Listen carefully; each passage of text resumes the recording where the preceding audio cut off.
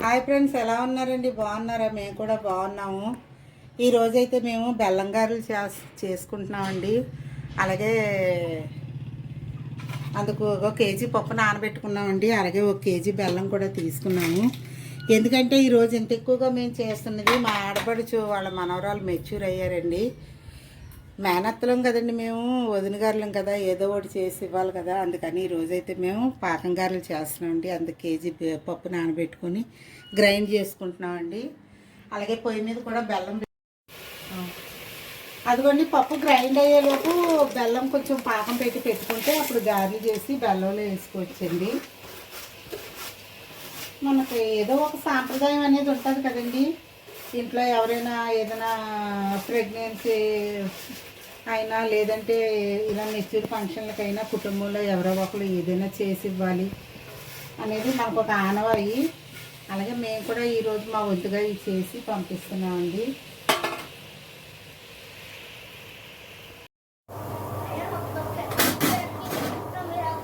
ఇదిగోండి, పాకం అయితే రెడీ అయిపోయిందండి.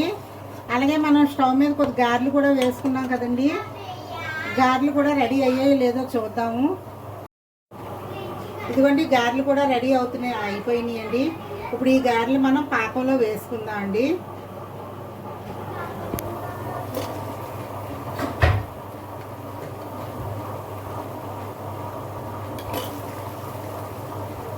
వేడివేడి గారెలు స్టవ్ మీద నుంచి దించిన వెంటనే వేడివేడి పాకంలోకి వేసుకుంటేనండి తొందరగా పాకం పీల్చుకుంటుంది. అలాగే గారెలు కూడా చాలా మెత్తగా ఉంటాయండి.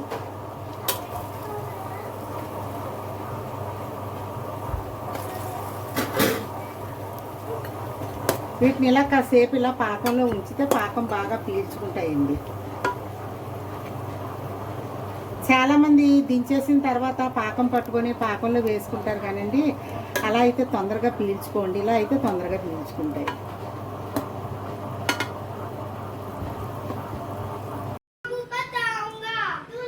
ఇదిగోండి, పాకం గారెలు అయితే రెడీ అయిపోయాయి.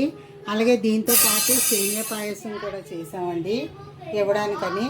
అలాగే మా పిల్లల కోసం ఉల్లిగారెలు రెడీ చేసుకున్నామండి. మేము ఏదో కొద్దిగా ఉల్లిగారెలు పిల్లలకు కూడా రెడీ చేసాము. పాకం గారెలు రెడీ చేసాం కదండి, ఇవి పాకంలో వేసి తీసినాయండి.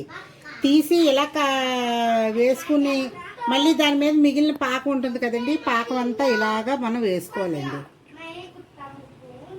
పాకం అంతా కూడా ఇలా వేసుకుంటే మిగతా పాకం చాలా టేస్టీగా ఉంటుందండి. ఎందుకంటే ఇందులో మనం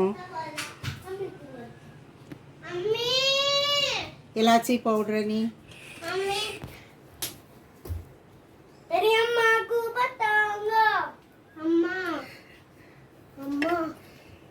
ఇలాచీ పౌడర్ అని సొంపు అని అవన్నీ వేసుకున్నాం కదండి, చాలా టేస్టీగా ఉంటుందండి. మీరు కూడా ట్రై చేయండి, చాలా టేస్టీగా ఉంటాయి. అలాగే ఫ్రెండ్స్, సబ్స్క్రైబ్ చేయండి, షేర్ చేయండి, లైక్ చేయండి. సబ్స్క్రైబ్ చేయట్లేదండి ఎవరును, అలాగే కొంచెం సబ్స్క్రైబ్ కూడా చేస్తూ ఉండండి. Okay friends, bye.